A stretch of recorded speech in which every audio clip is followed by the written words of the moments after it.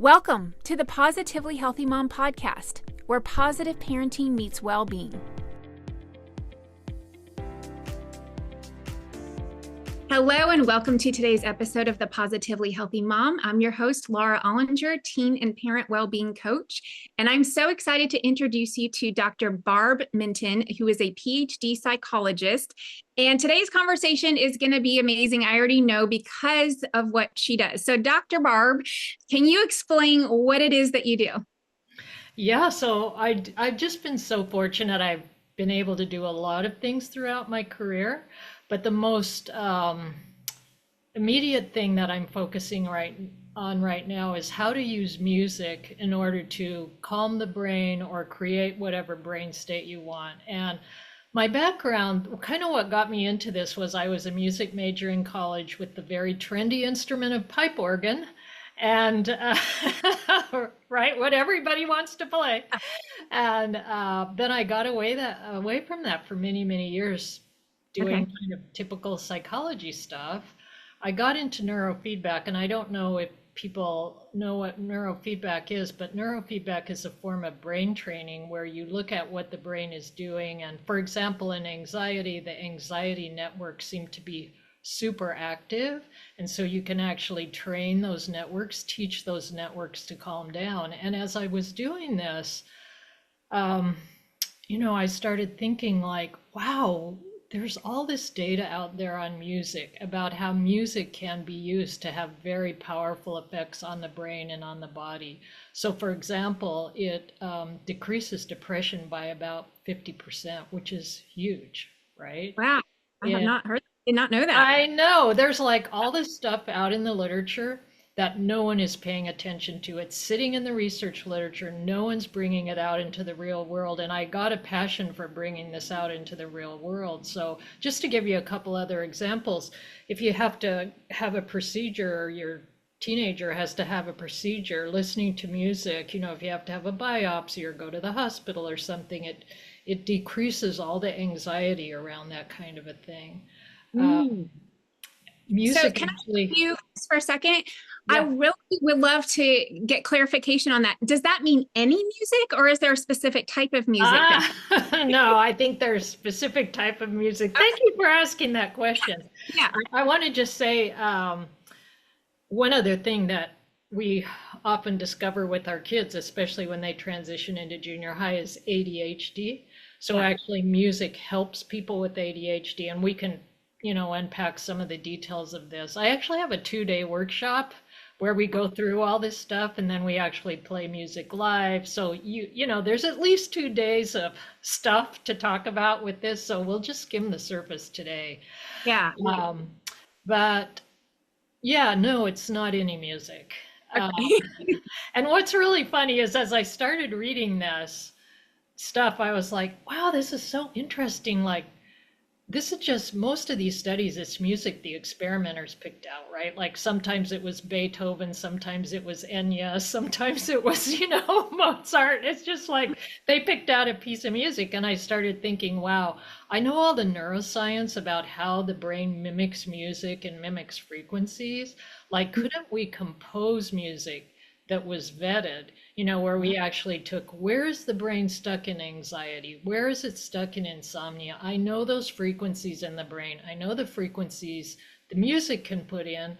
I know how the frequencies of the brain will follow the frequencies of music. Can we compose music to actually train the brain in a more nuanced and powerful way? And that's what this album, Calm the Storm, with Peppino D'Agostino is all about, is where we did that. And then I did pre and post brain imaging with EEG. So, and if you go to the website, you can actually see some of these. The website's musicandhealing.net, and I posted a couple pre and post imaging. And so we took somebody's EEG, made a 3D kind of configuration of their brain, played the song, and then did it again. And honest honestly, I was just blown away at the changes. If you go to the website and see, you'll see I'm like, oh my gosh, this should have worked theoretically, but it Yeah. actually worked in the real world. Like, Yeah. wow. I mean, how many times as a researcher, I've been in the field over 40 years, I've done a bunch of applied research, and that usually doesn't happen. But Yeah. it just blew me away to see this stuff. And so there's kind of the general power of music that I think is so important for us to think about, and especially, well, everyone, I was going to say especially teenagers, but we often don't pick the music that's best for us. And so Mm. when we can start picking the music that's best for us, knowing that it has a very powerful effect on our brain and on our body, we can start to optimize our functioning. And so, Cool. if when you're coaching somebody, and I really feel this is true of the mental health field, the medical field, occupational and physical therapy, like music is so cheap. It's so easily available. You can listen to it multiple times a day. It's fun. Like, we should all be using music along with our other interventions to help Mhm. push people into wellness. Well, okay, so this is where I just want to reflect for a minute because I feel so excited right now because so I didn't, tell you my whole background, but my background is originally as a health coach, then a life coach, and I also have a master's in health and wellness education. And I have to say the things that I always focus on with my clients are the modifiable lifestyle factors, which we commonly think of diet, exercise, stress management, sleep, things like that, just things that are in our daily life that we control for, including relationships, healthy relationships versus not so healthy relationships.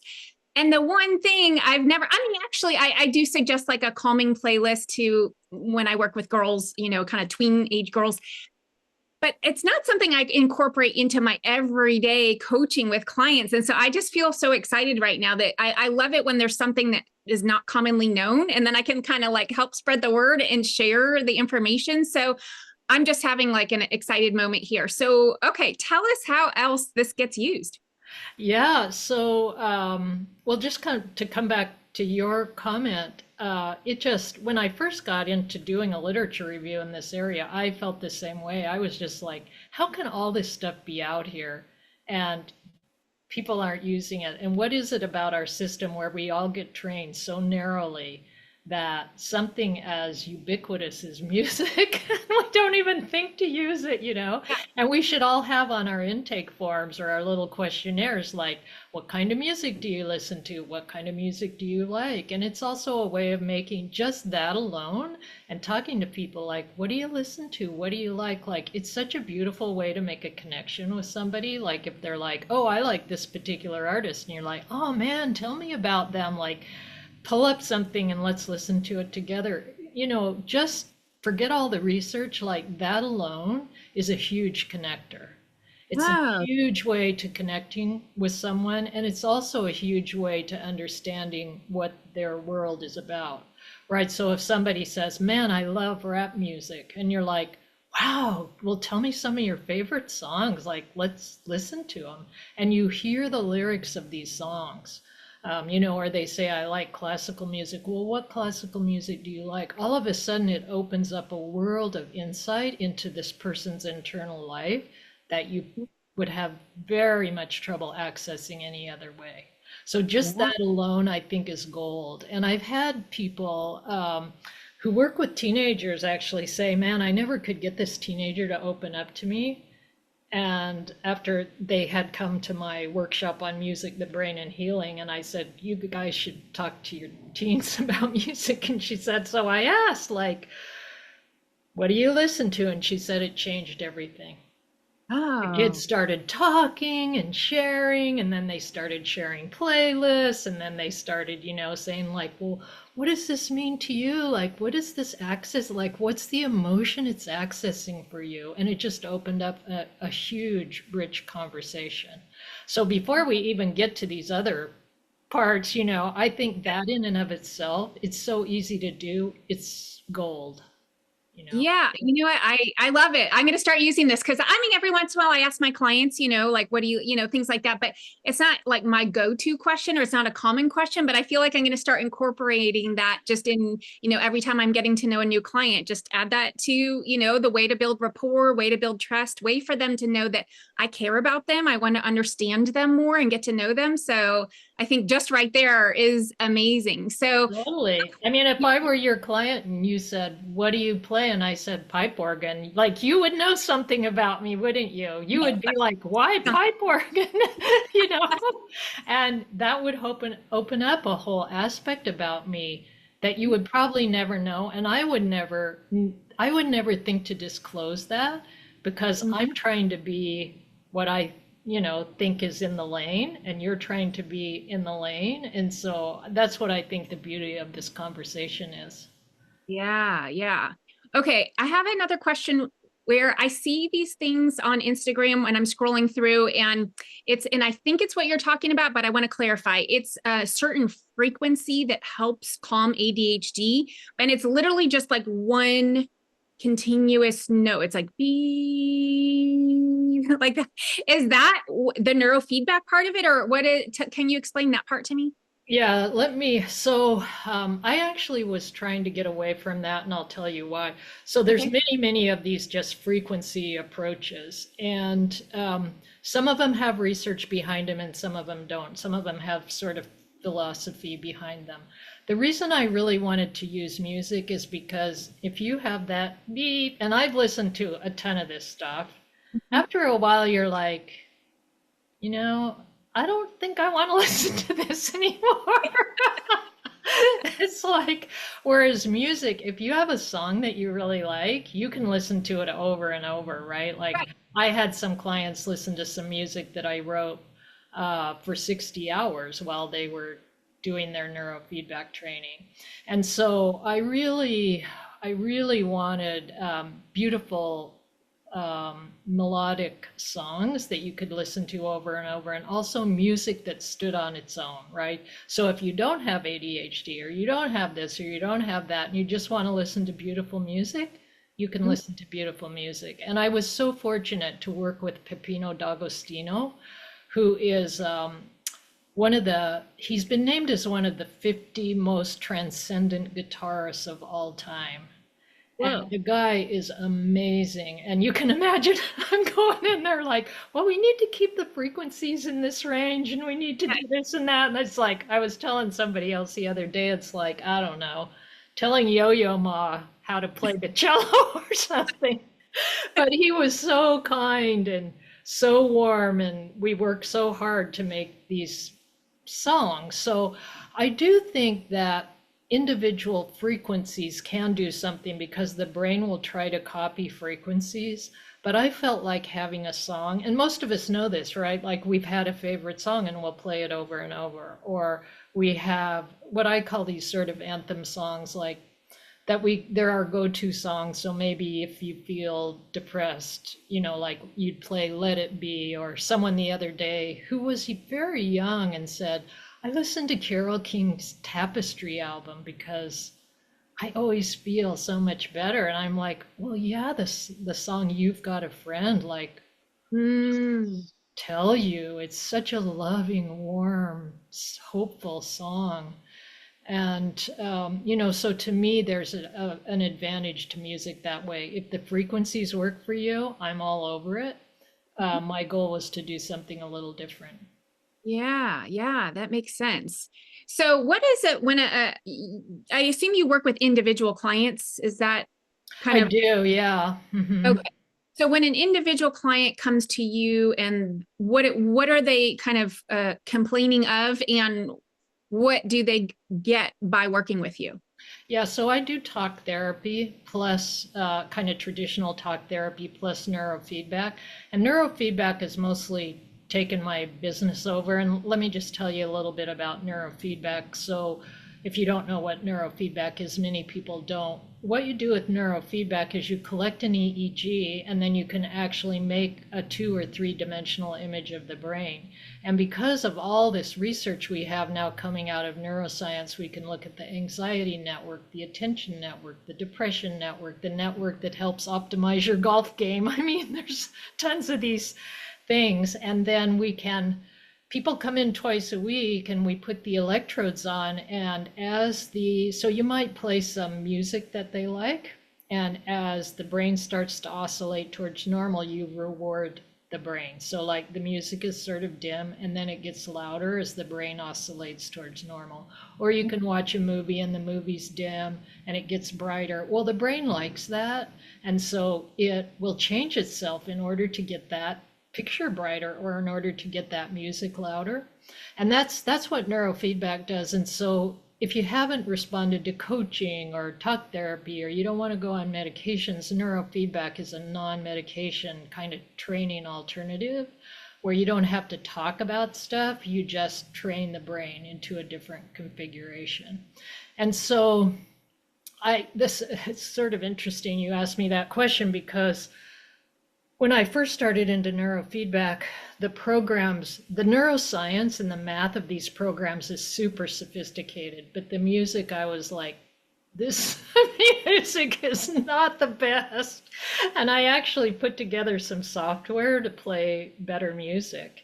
And then it kind of fit in with what I ended up doing. Like if you have music that's in training the brain in the direction you want to go. So if you're anxious and you have music that's helping the brain calm down, plus you're doing neurofeedback, then you have 2 things pushing you in the right direction. And then you can take the music home and play it at home before you go to bed or whatever. And so it really amplifies the effectiveness of what you're doing, I think. I don't have research on this, so Okay. I can't assert that. Logically, it makes sense to me. It does. It does. And this might be a silly question, but is it the obvious music choice? Like, for example, if you have anxiety, is calming music the right choice? And if you're depressed, is upbeat music the right choice? Is it like what makes sense, or is there something else to it that I don't know? Oh man, I'm so glad you asked that question. No, I think it's way more complex than that. And let me give you an example.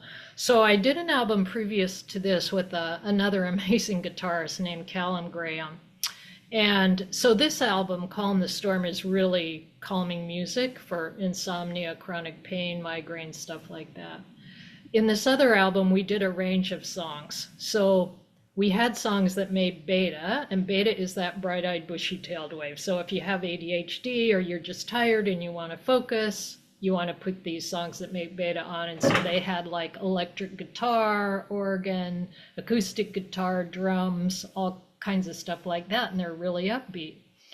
And so most people were like, wow, that made me feel good, and I was happy, and I felt more enlivened, and la la la. But we had one subset of people, so we collected EEGs on 27 people with these songs who said, man, that song just really calmed me down. I feel so much more, calm and chill and relaxed. And I was like, wow, like we composed this to be upbeat. Why are people reporting? Why is this one subgroup of people reporting it's making them calmer? Well, so I went back and looked at all their brain maps, and it turns out that these are people who are way, way activated, right? So if you're way, way activated and you listen to something that's activated, the brain will come down a little bit and you'll feel calmer, whereas everybody else feels activated. And my analogy to this is, we all know people that are like, man, I know I shouldn't be on my phone at night, or I shouldn't be watching TV right before bed, but I have to do it. If I turn off the TV and play calming stuff, I just start to spin, I start to ruminate, think, I can't shut my brain off. But if I watch TV or get on my phone, I'll fall asleep. And I'm like, yeah, I totally get that. Like you need something to tie your brain up because it's so activated. You've got to have something to kind of bring you down just the next step If you listen to something calming or like this ambient music that you always hear, like this is calming meditative music, like that's not going to work. You're just going to keep spinning. And so I think what you bring to the situation interacts with what the music brings to the situation. It is definitely not one size fits all. If you do a study and you average it out over everybody, yes, you'll get that finding, but you are an individual. You are not an average of a bunch of people in a study, and you might have a different reaction. And if you're super agitated, and we all know this, if I'm super hyper and somebody plays calming music, I feel more agitated and insulted. Yeah. Right? I want somebody, I want to hear music where I'm at. I want to hear heavy metal, or I want to hear, something like when you've just broken up with somebody and you're depressed, you want to hear a breakup song, right? You want to be validated. You want something to meet you where you are and know that you're not alone in this experience. Then maybe you move out of it. So, Right. yeah. I have an equivalent, but it's different. So I found for myself when I'm feeling particularly overwhelmed and feeling a little bit of anxiety, the common thing is like, oh, just breathe. Oh, just have some mindfulness. And I can tell you that does not work for me in most situations. What I found is that so we have an exercise bike, a Peloton. I need to get on there and go crazy for like 15 or 20 minutes and cycle as hard and fast as I can.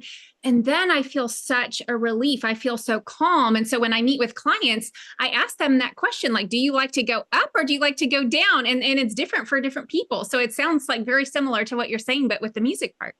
Yeah, I think that's right. And you hear this all the time in people that run. They're like, I have to go running to calm down. Well, of course. And I think what it is when you get hyper like this, you have adrenaline, norepinephrine, like you're flooded with these activating chemicals. You can't turn those off easily. I mean, they will go away after a while, 20 minutes or more. They say 20 minutes, but come on, it takes more than that. Yeah. So you need some expression of these, and then once you have the expression of that and things like running or riding a Peloton or swimming, I think they help express these. But it's also interesting, like when you think about all these things, running, exercise, bike, swimming, they're all a rhythm, aren't they?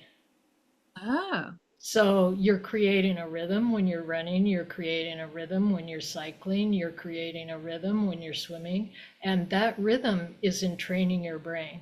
Like you can't possibly make a rhythm with your body that's as fast as what your brain is doing, because it can, you're usually up at around 25 to 30 hertz when you're in a state like that, which is your neurons are firing 25 to 30 times per second. Well, no matter how fast of a pedaler you are on the Peloton. But so you're going to probably be in sync, in rhythm with where your brain is, and then slowly your brain starts to mimic what it is you put in and it starts to come down. So I think this idea, well, first of all, if you get your Spotify relaxing playlist, like we don't have data to show that those songs are really relaxing, but they're just things that people are like, oh, slow music is relaxing, slow lyrical music's relaxing. So we put that in the relaxing category. And for many people, they enjoy that, but not for everybody. So knowing who you are and knowing some of the complexities of this, I got really interested in this when I had a teenage client who loved heavy metal music, who had severe anxiety and trauma. And I was like, why is she listening to heavy metal music? And then I talked to a bunch of ex-combat vets, CIA operatives and stuff, and they all love this high intensity, like heavy metal music. And I'm like, well, of course. I think about it for a while. I'm like, of course this makes sense, right? You're hyper agitated. It drives all that out of your mind, and you're just left with being the intensity's there, but the content of the trauma is gone. And then it's just like riding your Peloton, right? Then you can start to let that go and you just feel better. You take a breath. it's almost like working with the momentum instead of against it. Yeah, that's a great way of saying it. Uh-huh. And Yeah. also, I think it's the same thing, like recognizing where you're at. Like when Mm. you get on the Peloton and cycle, like there's something important about that, like validating where you're at. Yeah. But Yeah. And just just, like you should be somebody different right now. You should be this like super chill person. It's like I'm not that super chill person right now. It's not gonna yeah. happen. Yeah. Yeah. It almost just, yeah, it just makes it worse. Like you just want to be like, shut up. Don't tell me to breathe. I know, right? Calm down, calm down. Like, when has that ever calmed anybody on the planet down? It just makes everybody just more angry. Yeah, I know. I remember my dad saying, "Put a smile on your face," and I'm like, "Dad, like, how do you do that?" Like, I'm Yeah, not. it's just annoying. It's insulting. Yes, all the things. Okay, so I have a client who actually, I obviously maintain is confidentiality, but he would want me to ask. So I'm going to ask. He is a college student, and he's having some insomnia where he's able to fall asleep at night. He wakes up every night about the same time. And so he's tried different things. He's talked to a doctor. He and I have talked about it, all the things we can do. I do think he's had some PTSD in the past from some things that happened. And so we've been working on this, but the reason I ask you specifically is because it just so happens I won't say the instrument, but he's a music major. And so music is his life. And so what could we share with him that would help him, like as far as like the sleeping part? Like, how does what you listen to in the day help you at night? Yeah, so is he waking up like 2, 3 in the morning? Kind of Yep. time? Yeah. Yep. So let me tell you what happens generally speaking, and I don't know this person, so this is not clinical advice. Disclaimer. Yes. Yes. We will not let you do that. I'm talking in generalities of what we know kind of happens to many people, which is that when you're hyper aroused during the day and then you go to sleep, and a lot of people have this problem. I mean, I hope he recognizes this is very common. This person is not the only one. Many, many people have this. This happens to me. And I always can tell when I have something exciting going on in my life, it happens to me. And the reason it happens is because we go through about 90-minute sleep cycles. But as the night wears on, each time we go through the sleep cycle, we go down into the deep sleep a little less and up into the higher sleep a little bit more. And so you have to, the way the brain deals with this in order for you to stay asleep is the brain makes a little thing called a sleep spindle. And a sleep spindle is this, and you can actually see it in EEG. It's super cool. It makes this little, what we call a 12 to 15 hertz sleep spindle, which is where you're in these slow waves and then you'll see this little like fast wave in there. And that actually keeps you asleep. Mm. And so there's two ways to deal with this. One is to teach your brain to make more 12 to 15 hertz rhythms. And actually, in the very original studies they did on neurofeedback, they were with cats, and they actually discovered this 12 to 15 hertz rhythm in cats. And it actually made them resistant to like poison and seizures and all this kind of crazy stuff. I mean, that's a whole nother conversation. It's just unbelievable. We'll But save that for. but this 12 to 15 hertz rhythm helps keep you asleep. So Okay. there's two ways to deal with it. One is to lower your level of arousal throughout the day so that as you come up to that 2 and 3 and 4 a.m. stuff, actually, there's three ways to deal with it. One is to lower your level of arousal. The other is to teach your brain to make more 12 to 15 hertz. I think the easiest way to do that is with neurofeedback. Mhm. It's pretty hard to do on your own, but you could try music that resonates with that 12 to 15 hertz. I mean, that would be an interesting little project. I have no idea if it would work or not. Okay. And then the other thing is to not worry that you're waking up at 2 or 3 in the morning and just find a way of going back to sleep. So, for example, when I'm hyped up over something like in a couple weeks, we're going to finish, hopefully, composing for this next album, which is for PTSD. And I know I'm going to be hyped up because I'm with these amazing musicians. We're making up songs, blah, blah, blah. Of course, I'm not going to sleep well, but what I can do is when I wake up in the middle of the night, I can click on Calm the Storm, our album, because I know that it is going to start in training my brain back down into sleep mode. And I've actually done this a couple of times for myself. And the other day I was doing it and I was like, oh man, like it skips some songs in the middle. How come? And I was like, no, actually, it didn't skip songs in the middle. I actually fell asleep. That's why I didn't hear the songs. So you can just not worry about the fact that you wake up and put in this type of information that helps the brain bring itself back down. Usually when we wake up, we start ruminating, right? Like, I need to do this or I need to do that, or how come I'm awake? I'm going to be so tired tomorrow, all this kind of stuff. You want to shut that off. And one thing I like about having the melodies that are on our album is it gives your brain something to do besides think about stuff. Yeah. So, I would say those are three things to do. When you first get certified in doing neurofeedback, you have to train yourself. And I actually trained myself for sleep. And Oh, it was really funny because I was like, oh man, this is terrible. I'm not seeing any progress. I'm just like, not the little thermometer isn't going up, on the computer that's supposed to go up. And then one night I closed my eyes at 10, and when I opened my eyes it was 6:30 in the morning, and I was like, holy crap, I actually slept through the night. So, that's the beauty of something like neurofeedback. okay. This is amazing. So we are a little bit over our time, but I do have one more question. So when I have, obviously read about neurofeedback, I've known people that have done neurofeedback, and my biggest question is, how long do you have to keep doing it? Because I did know one girl who did it and it worked well for a little while, but then she just kind of went back to, she stopped going.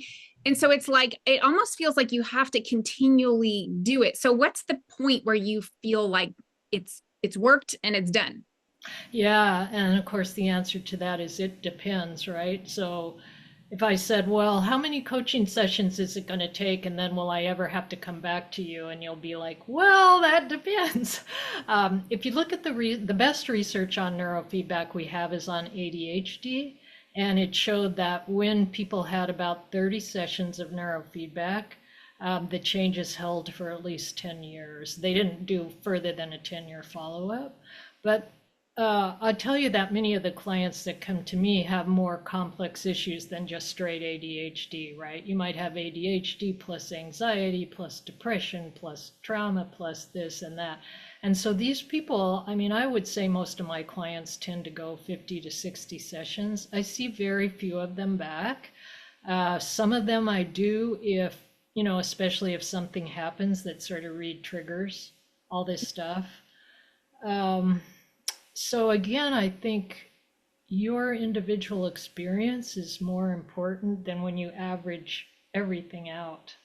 So I think for some people it holds, and for other people it doesn't. And neurofeedback, there's so many types of neurofeedback. Some are well vetted, research-based, kind of mathematically sound, and others are kind of flaky. And so you really want to make sure you get a vetted, competent neurofeedback provider if you're going to do that. Okay. Don't necessarily go to the cheapest person Mm, because it's yeah. not all equivalent. Okay. Get what you pay for.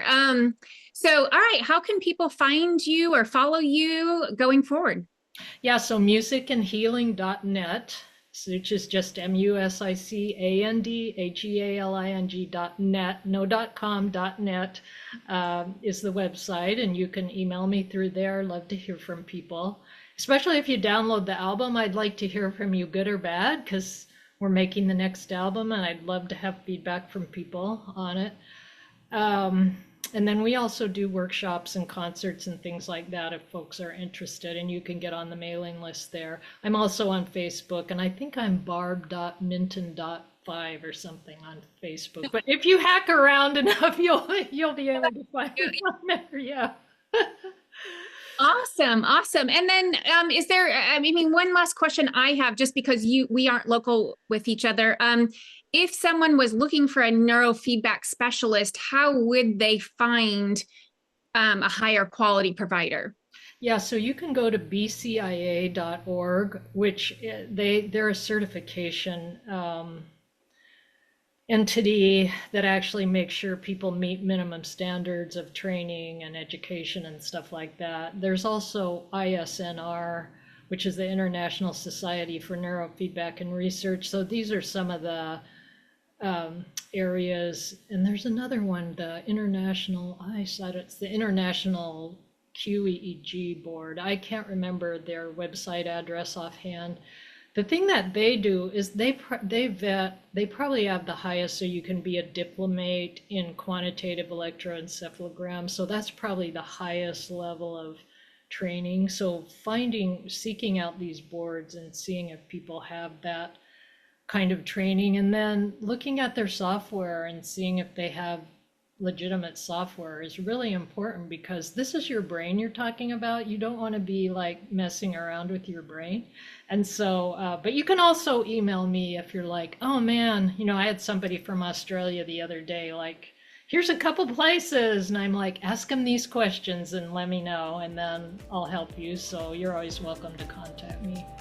Cool. Well, thank you so much for that offer. I hope people do the research and take you up on any questions they might have. So this has been a wonderful conversation. I've thoroughly enjoyed it and meeting you. So thank you so much. Well, thanks for having me. All right. Have a good day.